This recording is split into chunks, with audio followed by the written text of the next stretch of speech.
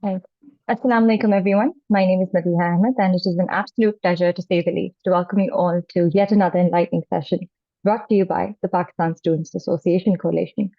A little bit about our coalition that made it possible for us to host this session today. We stand as a testament to the unity and vision of Pakistani students across the United States. We're more than a mere association.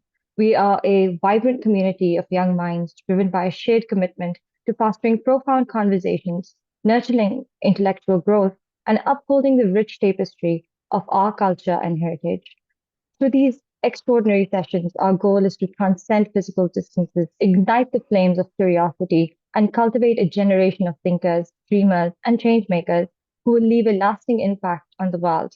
Before we delve into what promises to be a captivating discussion, I want to extend my heartfelt gratitude to Reep Shahid, the president of the PSA Coalition. His leadership and initiative have been instrumental in bringing together the Pakistani student associations and Pakistani students across the United States.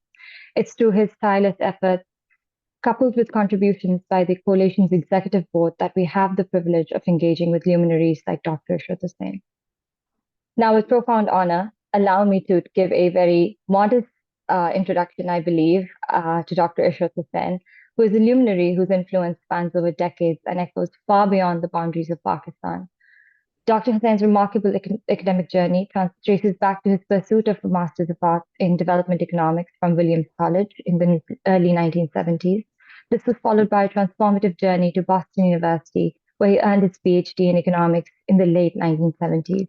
His commitment to continuous learning propelled him to further refine his insights through executive development programs at prestigious institutions, including Harvard, Stanford, and INSEAD. The thread of Dr. Hussein's accomplishments paints a remarkable picture. First-hand exposure to development in Sindh and Bangladesh at the start of his career equipped Dr. Hussain with the necessary expertise to navigate his career as a senior executive at the World Bank, later governor of the State Bank of Pakistan, then the dean and director of IBA, and most recently as an advisor to the former Prime Minister on institutional reforms and austerity. From efforts that paved the way for a resilient banking system that weathered global challenges, to preparing the next generation of leaders. In all his capacities, we can observe that one thing remained constant, and that is the impact driven nature of his commitment to serve the public. I think it is also worth noting his prolific body of work that includes 12 books and monographs, over 30 referred journal articles, and an array of policy papers and reports, reflecting his intellectual ability and commitment to advancing knowledge. I think this is perfectly encapsulated and framed by accolades that are emblematic of his contributions, such as the Nishane-e-Imtiaz in 2016, the Hilal-e-Imtiaz that was received earlier in 2003, the Lifetime Achievement Award in 2006 by the Asian Banker magazine, Singapore, the Jinnah Award in 2005 by Jinnah Society, and the Central Bank Governor for the Year for Asia in 2004 by the Banker magazine, London. Today, we're fortunate to have him share his wisdom as we delve into the pages of his masterpiece, Governing the Ungovernable. This book, a testament to his expertise and dedication, is a beacon of guidance for navigating Pakistan's governance challenges. Dr. Hussein's insights, drawn from a rich body of experience, are bound to ignite our intellect and spark conversations that matter. But no conversation can really flourish without skilled moderators. And with that, I would like to request our esteemed moderators to introduce themselves. Over to you, Shazib. Assalamu alaikum, everyone. Thank you for that lovely introduction, Nabiha. Dr. Ishrat Husain, it is an absolute honor and pleasure to have you here. The discussion will be very illuminating. Just a quick background of myself. I won't take too much time. My name is Shazib Naeem. I'm a graduate from LUMS, and currently I was pursuing my master's in public administration from Syracuse University. And in the past, I have extensively worked with Pakistani bureaucracy and the government. So my questions would be mostly towards administration and civil service. Over to you, Abdullah. All right, thank you. Assalamu alaikum. Thank you, Dr. Hussain, for coming. It's really, again, it's a great honor to meet you, and it's a pleasure to have you here. My name is Abdullah Bhalli. I am currently an instructor at Queen's College and a post-bac student there as well. I have a bachelor's degree in political science with particular concentration on international law. I have written and researched extensively on Pakistan's economy, the politics and the dynamics and the social issues that are gripping the country. And your book has been instrumental to me. It has been fascinating. I could not put it down after I started reading it. It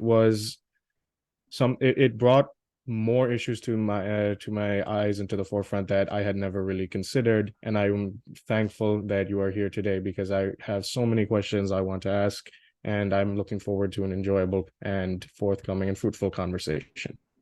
Thank you. To start off, Dr. Ishrat, we just wanted to understand the aspect of good governance. Obviously, you cannot have good governance without it being sustainable or equitable. At the same time, your book extensively talks about how policies will have little impact unless the institutions around them are effective. So clearly, Pakistan has had policies in the past. Every year, whenever a new government comes, they come with their own agendas and policies, but we don't see them being effectively implemented. What role do you think is exacerbated by the civil administration or the bureaucracy in this regard, despite the fact that historically we did inherit a steel frame for bureaucracy? So I would love to hear your thoughts on that, just to start off the discussion. First of all, let me thank Arib Shahid, who approached me about this particular webinar. And I am really very delighted to interact with the future leaders of Pakistan. Since my retirement, my major emphasis has been going and talking to the students at universities, colleges, and schools, and trying to share my thoughts and listening to them and answering their questions. So this particular session is also an extension of that approach. So I'm delighted for that. Because you guys are so young, you won't have a historical background of what Pakistan's economic development journey was. And I just want to pitch my new book, which is coming out in 2 months' time. It's called Development Pathways, India, Pakistan, and Bangladesh at 75. This is economic history, how these three countries have actually reached this point. Between 1947 to 1990, Pakistan was one of the fastest developing countries in the world, with 6% growth rate annually, while India was growing by 3%, and Bangladesh was totally stagnant at that time. All the developing countries used to send their delegations to Pakistan to learn as to how Pakistan has been able to do so well from a initial stage where there was not one single industrial unit worth its name in Pakistan. All the industries were located in India.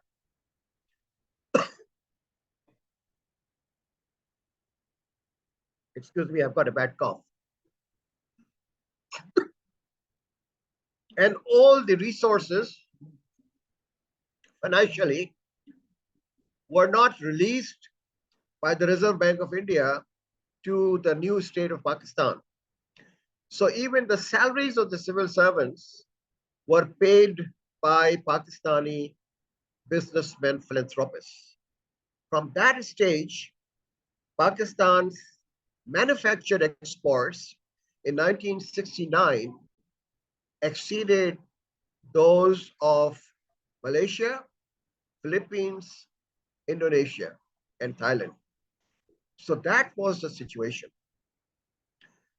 Since 1990, Pakistan has become a laggard.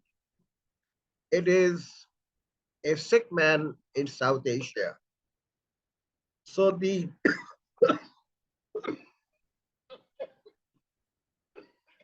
excuse me. So we have an experiment as to why we have a glorious period of economic performance and we have a dismal period of performance in the same country.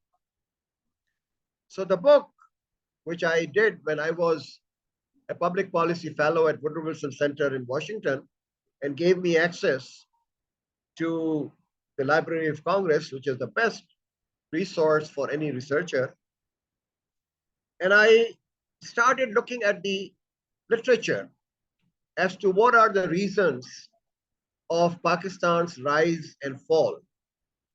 And I took all of them and tested those hypotheses empirically, whether it was because Pakistan was a garrison state, was spending too much on defense and not so much on education and health.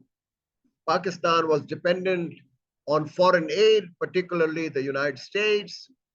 Pakistan was always very much in the military dictatorships and authoritarian regimes, which are loved by the international community. So I tested each one of them and found that none of them empirically proved the points which the authors were making. And therefore, I wanted to explore if these are not the factors, what are the distinguishing features between the two periods? And it was the strength of the institutions of governance. And I will share with you only 4 of them just for the brevity. Pakistan was dependent on US imports for its food. We used to get all our wheat under PL 480 because we were 30 million people and our production of wheat was only 3 million tons. So we were starving at that time. The Agriculture Development Corporation brought about a green revolution. That means high yielding varieties of both wheat as well as rice. And today, Pakistan is able to produce 28 million tons, from 3 million tons for 30 million people, 28 million tons for 230 million people. So you can see this institution made us self-sufficient, and we are now the 4th largest exporting country as far as rice is concerned. Second was WAPDA. When India took away all the rivers of Beas, Satluj, and Ravi, WAPDA created a Indus Basin works, barrages, link canals, Derbela Dam, and Mangla Dam. And they were such a fine works that Pakistan's irrigation network expanded quite significantly, and water became available to the arid areas also. And the quality of Pakistani engineers was so high that all the Pakistani engineers of WAPDA who worked on these projects were taken unblocked by the World Bank on their staff and told to the member countries that if you want to learn irrigation, these are the people who would teach irrigation. Third institution was PIDC. Pakistan didn't have the private entrepreneurs. The PIDC, along with PICIC and IDBP, created industrial units because capital was short. And then they sold them to the private entrepreneurs who managed them quite well. And this is how industrialization took place. And the 4th example is PIA. PIA established Singapore Airlines, Royal Jordanian Airlines, Emirates, Royal Malta, and I can go on naming, because that has the best network all over the world, both cross-Atlantic as well as Pacific. Where are these institutions today? Agriculture Development Corporation has been wound up. It doesn't exist. PIDC has an ugly building in Karachi on a corner, which really looks so bad. They have no presence in any industrial sector. WAPDA hasn't touched and built a single dam after 1970s. Now they have started under Imran Khan with 10 projects, Dasu, Daimar Basha, Momand, and others, but it will take some time. And PIA has accumulated losses of 450 billion rupees. It's not an ongoing concern. So look, those institutions which were driving the economic growth and development of Pakistan, they have gone and become totally dysfunctional. And that is the major reason why all your governance indicators are so poor in Pakistan. And there is a relationship between weak governance of institutions and the economic growth and development. So that's the thrust of the book, which I wanted to share with you, because people are rightly very concerned about the current economic situation, but they don't realize that there are ways in which we can regain our past glory if we strengthen these same institutions which are responsible, and the new institutions. Research and development, scientific innovation, information technology. These are the areas where we have to establish new institutions who should be given the support to take Pakistan to compete in the knowledge economy of the 21st century. So I'll stop. It is a long answer to a short question, but I wanted to set the context in which the discussion can take place. Thank you so much for that extensive history lesson of our glorious past, Dr. Ishrat. And just for the audience here, I just wanted to say, if you have any questions, we want to make this session as engaging and interactive as possible with Dr. Ishrat. Me and Abdullah will be asking questions, but at the same time, if you have any questions for Dr. Ishrat, please feel free to ask them in the chat box. And Dr. Ishrat, before Abdullah asks his questions, I just wanted to understand that we understand what our priorities are. We know we need to focus on research and development. We need to focus on the access of education problem. We need to focus on our health problems. How important is the role of bureaucracy over here? From my understanding, bureaucrats in Pakistan are not politically neutral. They used to be politically neutral maybe in the 60s and 70s, but we don't see that happening anymore. Do you think that is a driving concern that hinders development in Pakistan? Would love to hear your thoughts on that. Let me say something before I answer that specific question. There's now very strong empirical evidence that the path of economic growth, which is equitable, sustainable, and inclusive, these are the three attributes of growth, can only take place if you have a strong, capable government, a vibrant, competitive private sector, and an NGO sector or the civil society organization which is equally involved in the development of the country. It is the partnership between these three sectors which will lead you to the further enhancement of your delivery of goods and services. No particular segment, government or the private sector or the NGOs can do it alone.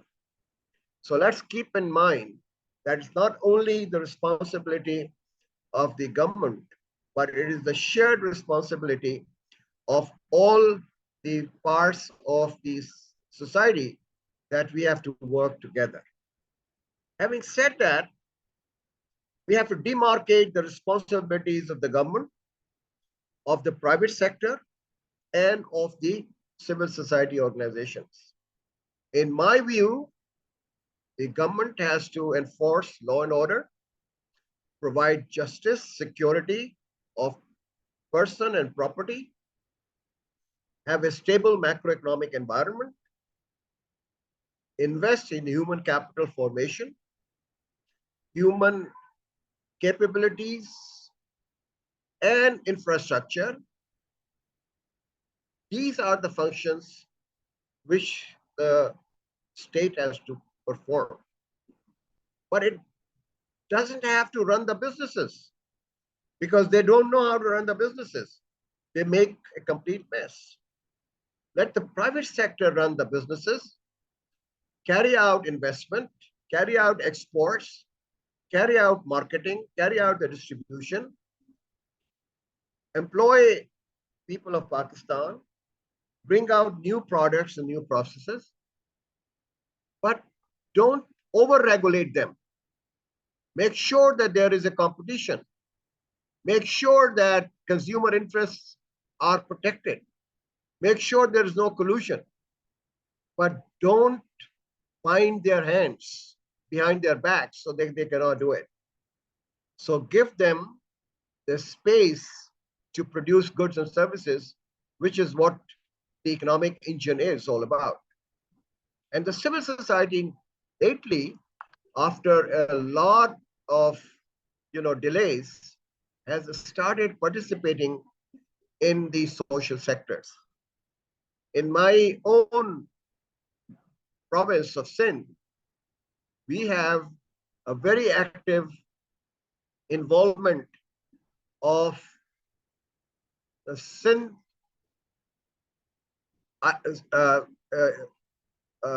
SIUT, which is run by Adib Rizvi, Indus Hospital, Child Life Foundation, in the delivery of health services in the hospitals of Sindh. They know how to manage it much better, but the infrastructure facilities are provided by the government. So there's a partnership between the NGOs and the government at this stage. Similarly, TCF, CARE Foundation, and many other foundations are now working with the government on providing quality education to the poor segments of the population.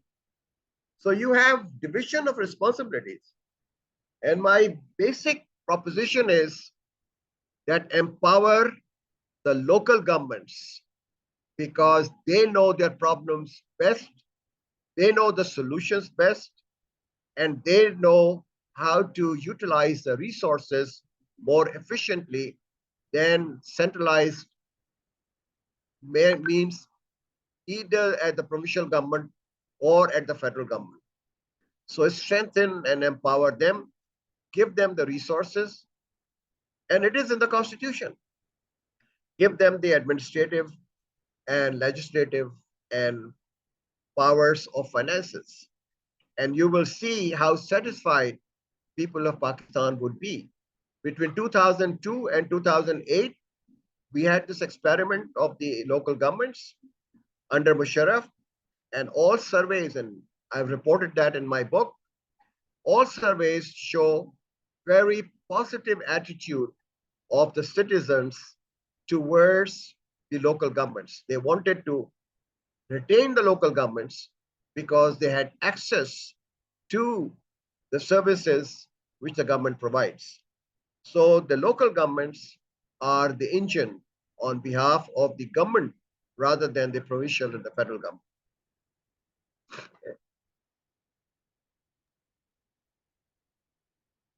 Okay, piggying back on that, the question of equitable division of resources as well as efficient governance.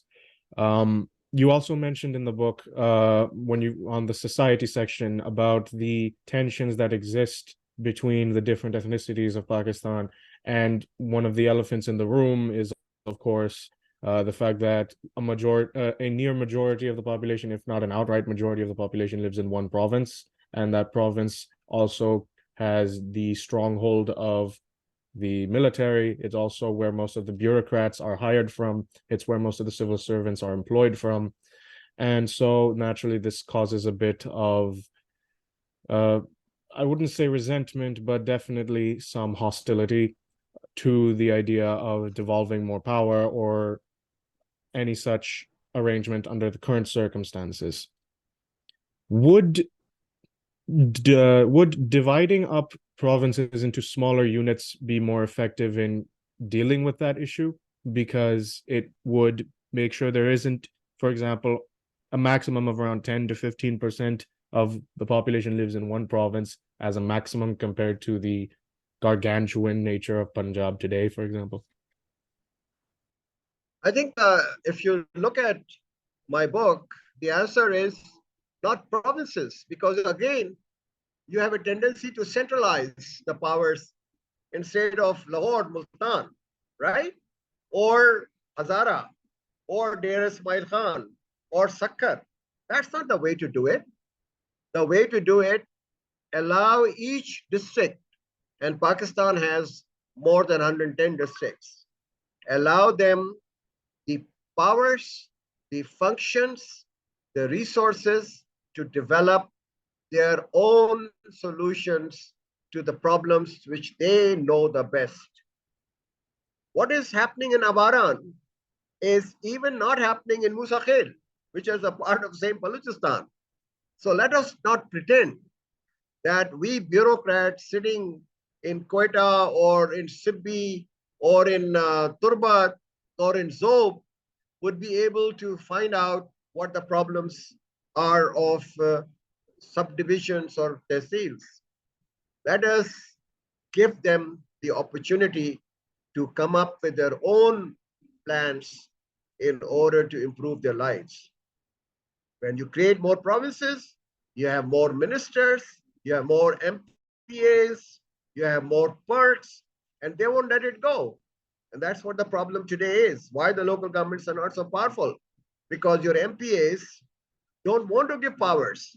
They want to keep the powers to themselves because they will lose the clout in their constituencies if the local governments become powerful. So I'm not in favor of this further division in the provinces, but given the ethnic composition of our population, we should give more powers to each district and division in order to carry out their business. The area of Balochistan has the Pashtun population. It has a Sindhi-speaking population. It has Brahmi-speaking population. It is the Baloch-speaking population. So how do you manage that sitting from Quetta? You have to give them the authority and the resources to do it themselves.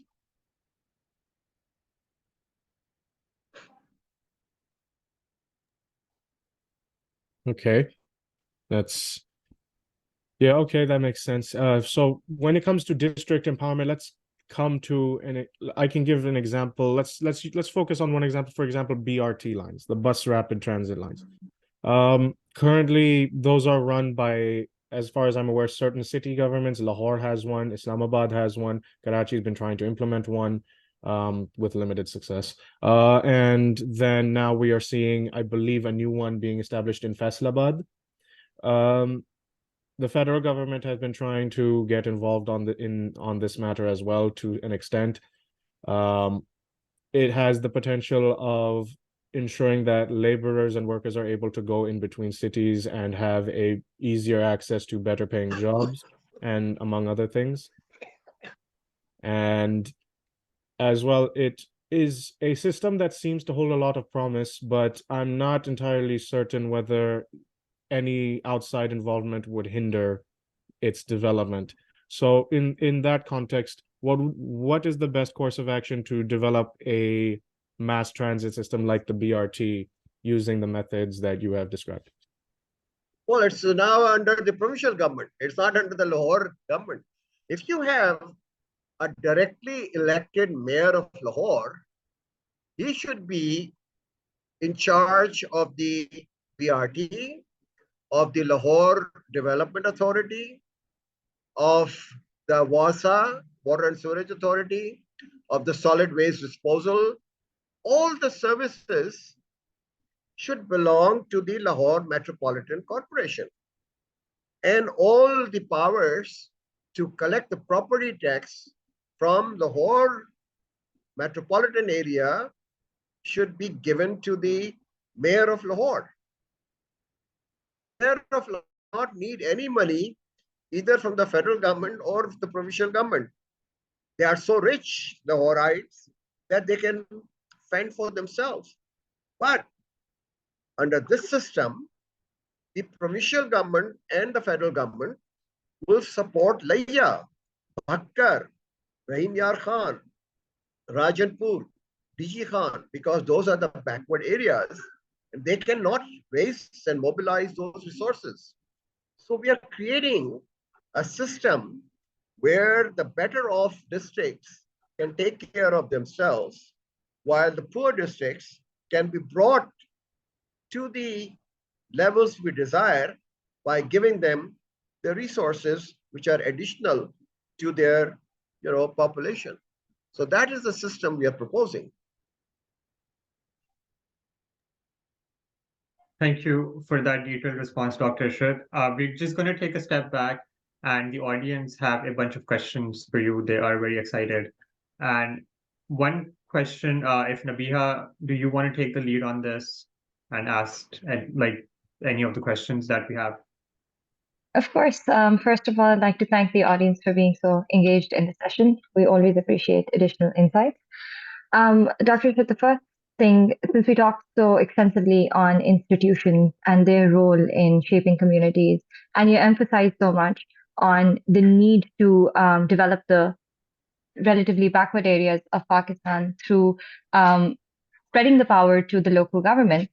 One theme that is consistent within the question and answers is how can Pakistan enhance transparency in its institutions and foster a culture of accountability among public officials? And I'd love if you could answer this from an institutional perspective, because I do know that is your expertise. So based on, your career within the government, how do we eliminate corruption, enhance public accountability of these officials? It's a very pertinent question. And in today's world of digitalization, this is so simple and so apparent that you don't need a rocket science to understand it.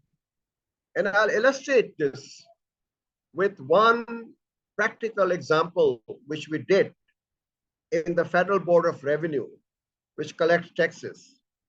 And it is considered a very corrupt organization, where if even you go for your refunds, you have to pay money at every stage. So we created an end-to-end solution where the exporter will upload his or her claim along with all the supporting documents. And the AI was given the parameters against which they will test whether all the criteria are being met or not.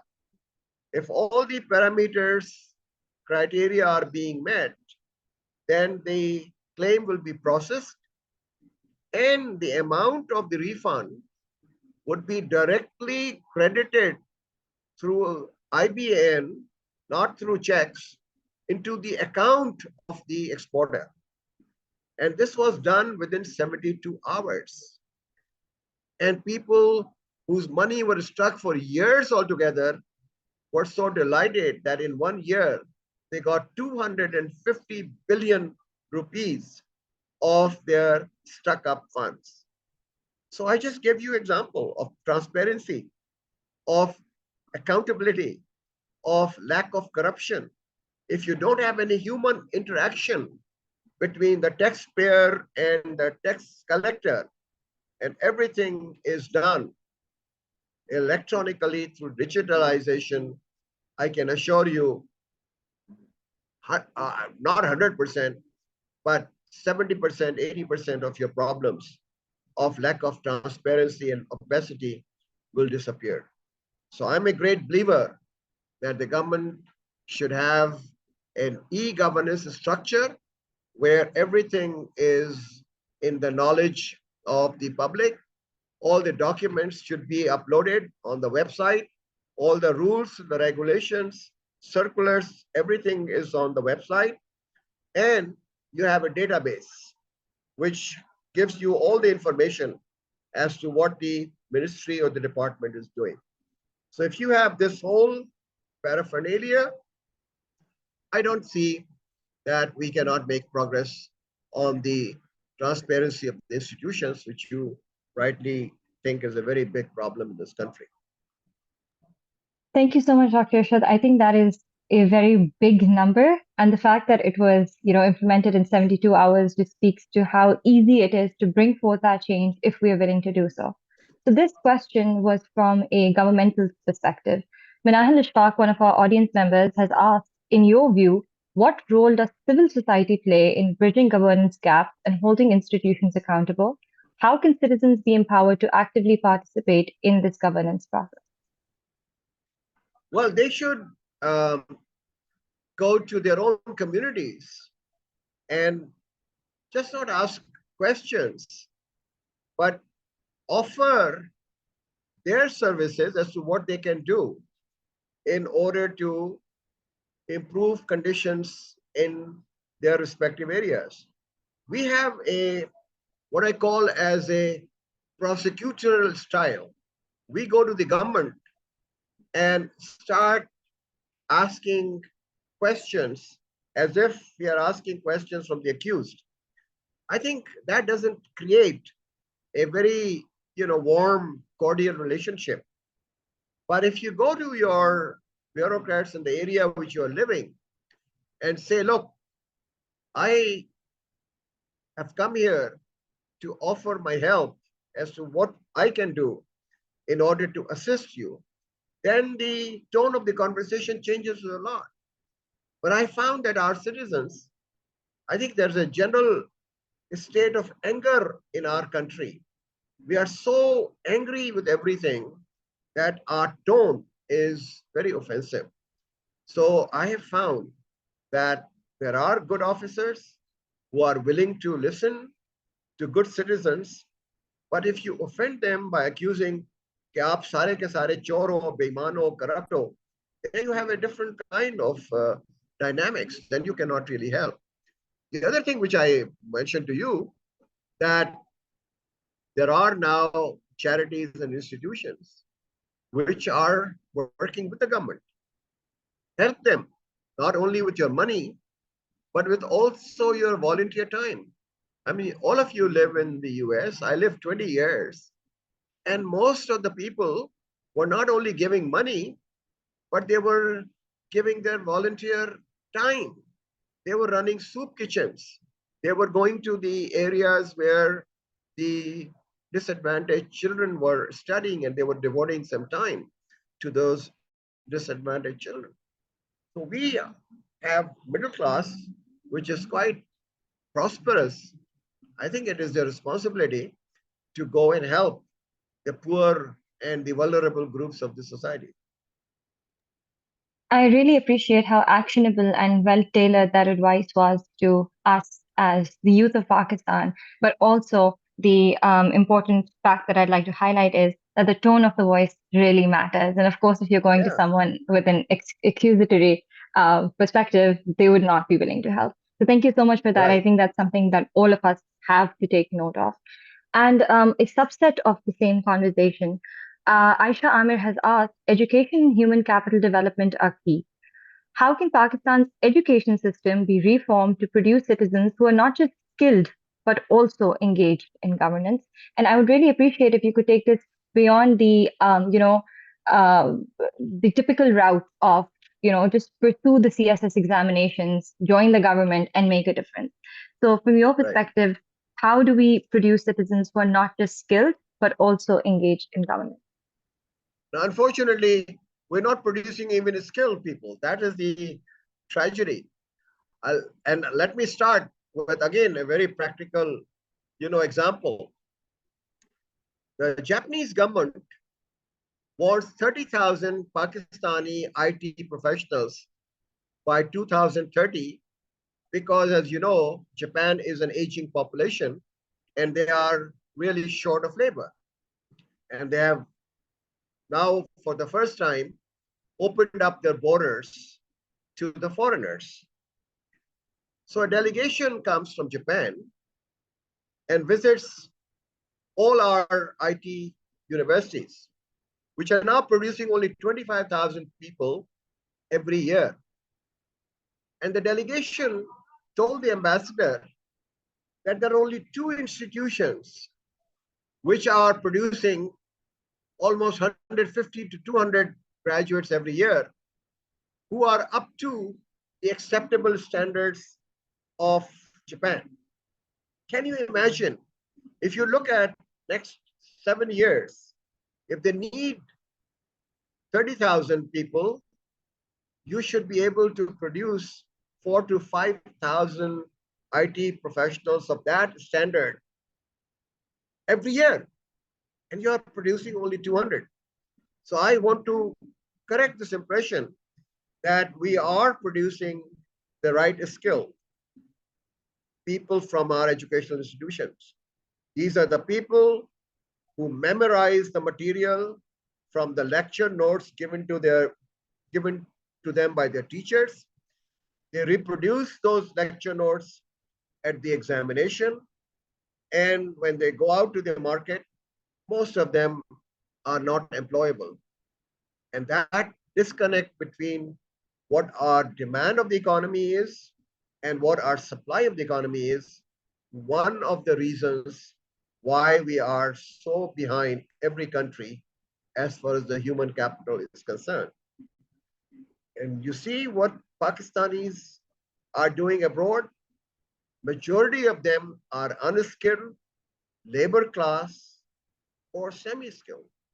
They are not in the high professional, managerial, technical skill classes.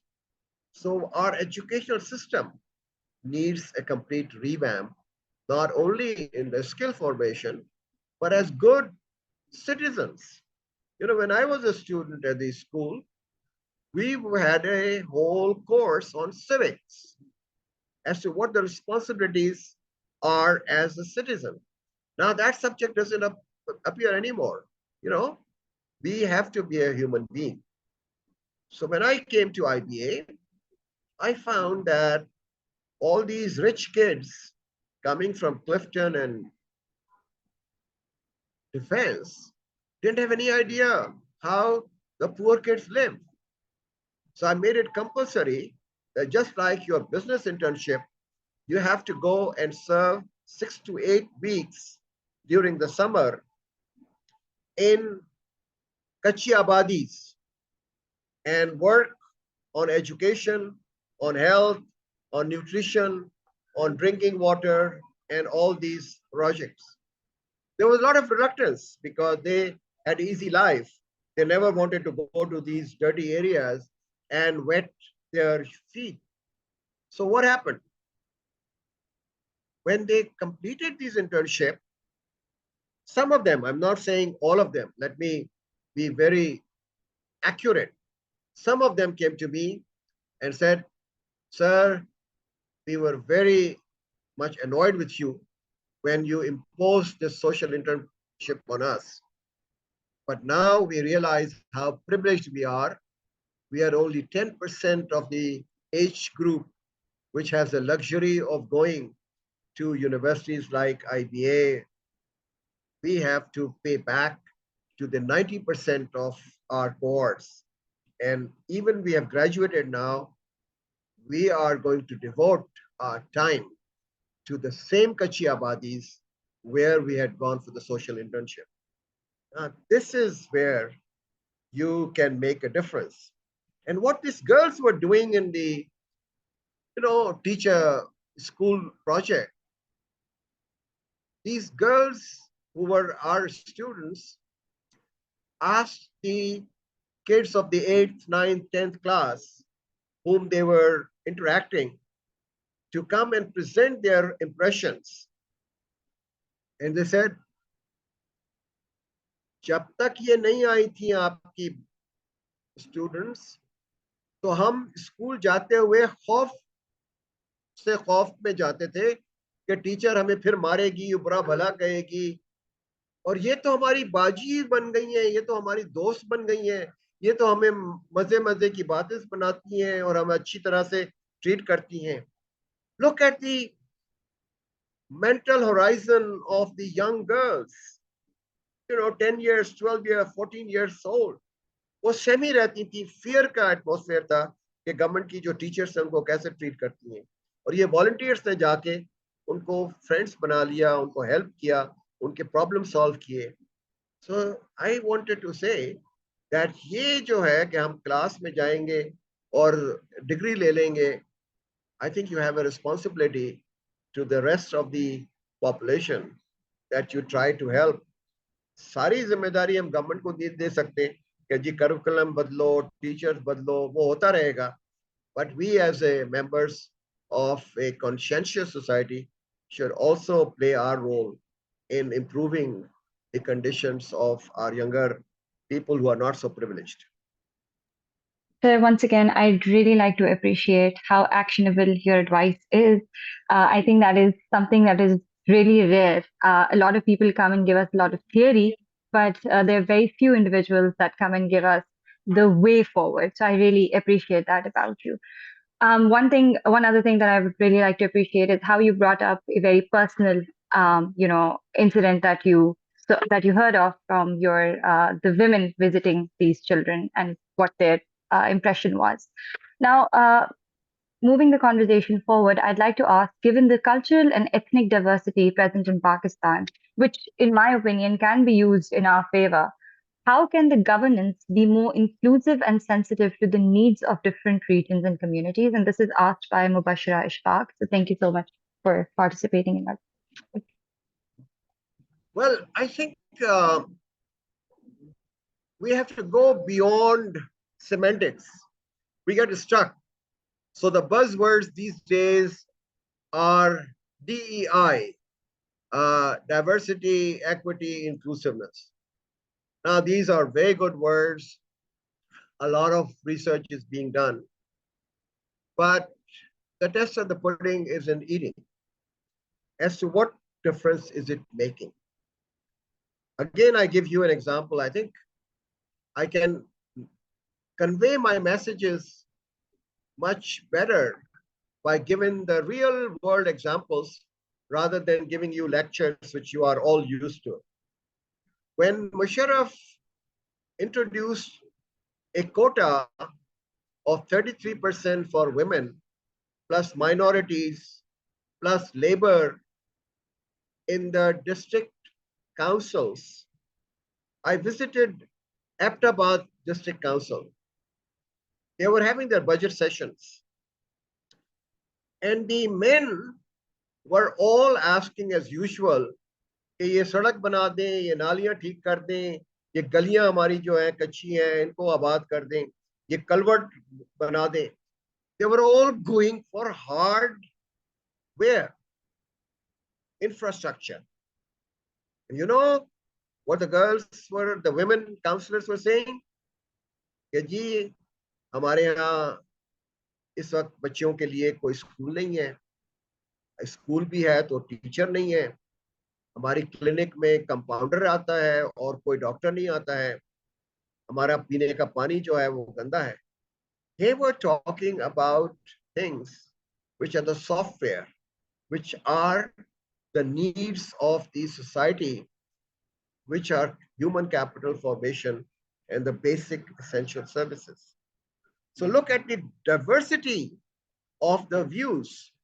अगर वो budget जो था वो सिर्फ मर्द बनाते होते तो सारा बजट जो था वो ये हार्डवेयर पे चला जाता और ये एजुकेशन, हेल्थ, न्यूट्रिशन पे कुछ नहीं होता. क्योंकि आपने उनको इंक्लूड किया, उनके बात सुनी, उनको डाइवर्स किया, उनको इक्वल आपने पार्टनरशिप पे रखा. So the budget का composition was divided between the hardware and the software. Now look at this example. आप चाहे कितनी ऊपर से बातें कर लें, लेकिन this is the practical demonstration of how inclusion and diversity can make a difference to the economic outcomes. And this is what we should do.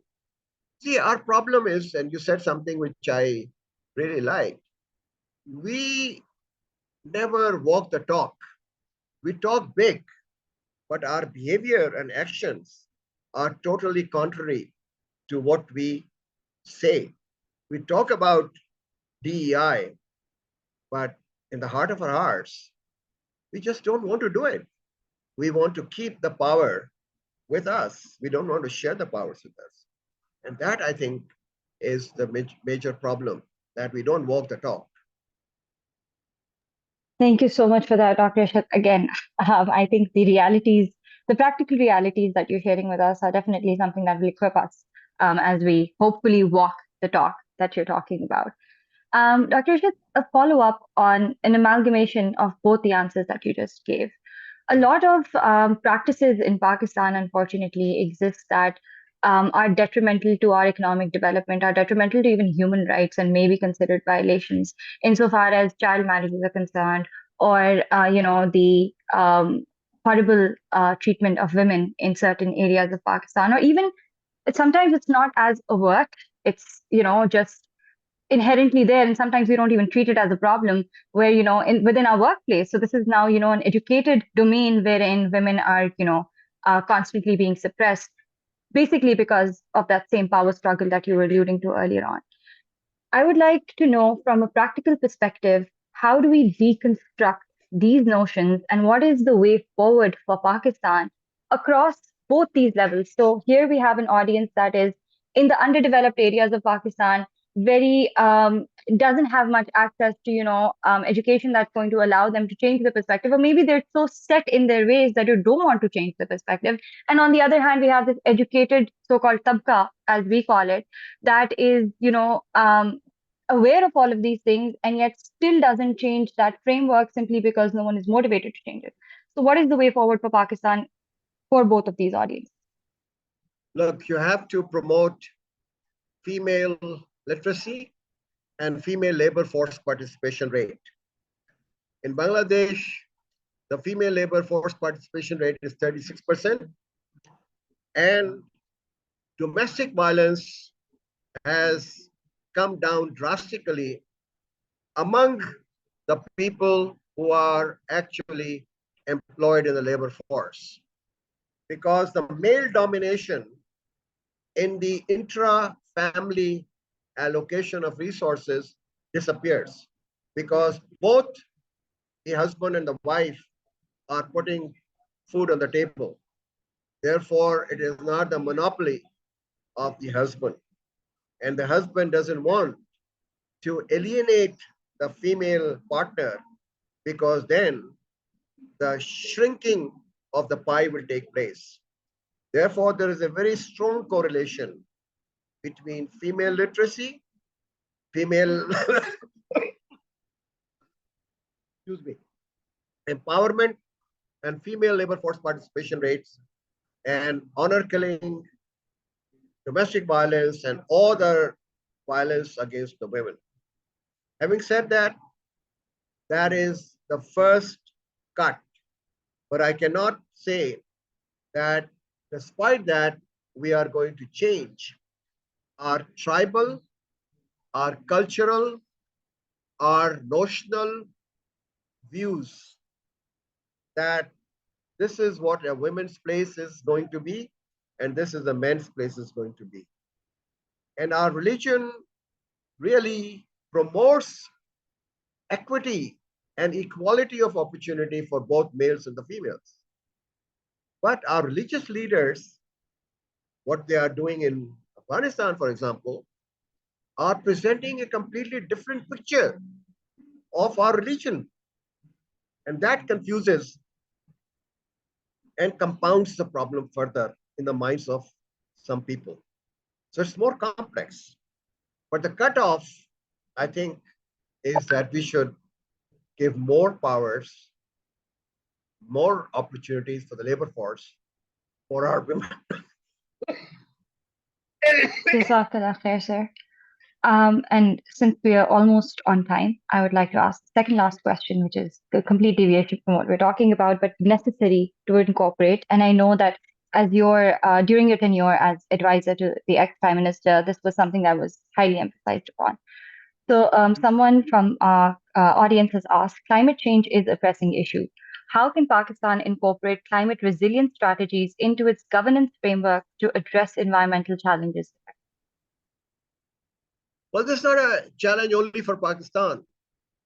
This is a challenge which is grappling all of us. You have limited financial resources for development. And now we need additional resources for meeting the climate change risks. So are we going to divide the existing pie and retard our pace of development and allocate some of it for our climate agenda? Or we need to have additional resources in order to keep on executing our development agenda, but at the same time, take up our climate agenda. And this is a struggle which has been happening since the Paris COP. And we have commitments and we have pledges from the developed countries, but they are not translating into the real, actions. And this worries me a great deal because they have enjoyed the benefits of a highly carbon intensive economy while we cannot afford it.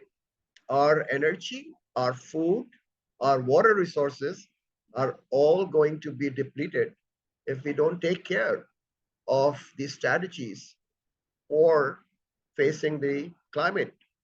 And we and our next generation is going to be in very serious trouble.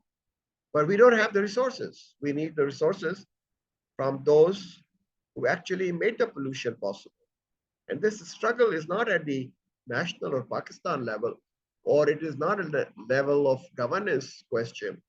It is a question of the importance you give for addressing, mitigating, adapting the climate risks.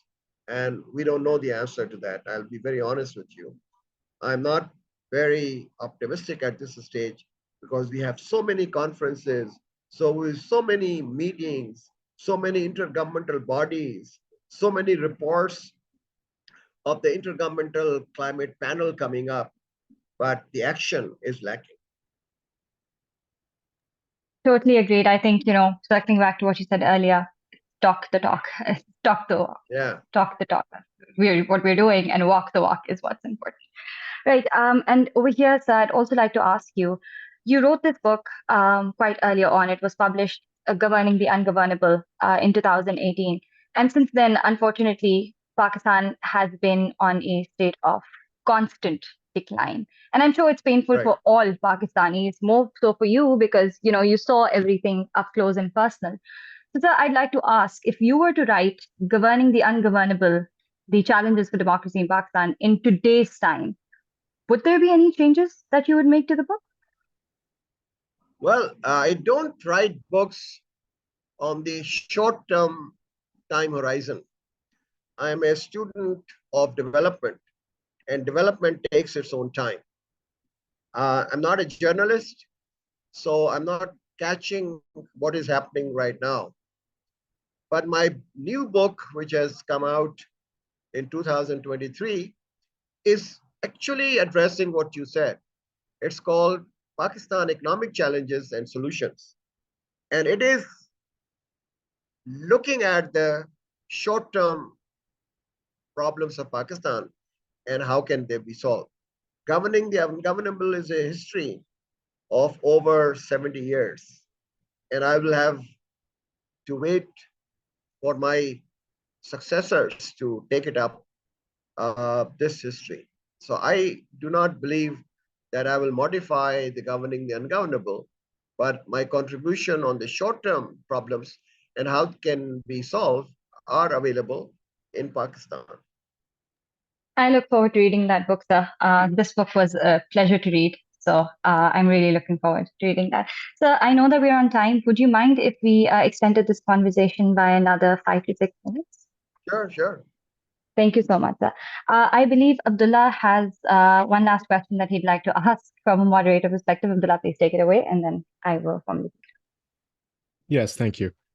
First of all, Dr. Ishrat, thank you so much for this conversation. It's really been enlightening. I'm glad we moved past theoreticals on this and we actually got down to core problems, core issues down to earth, how to solve them. And I really, really, really cannot thank you enough for your insights. It's been,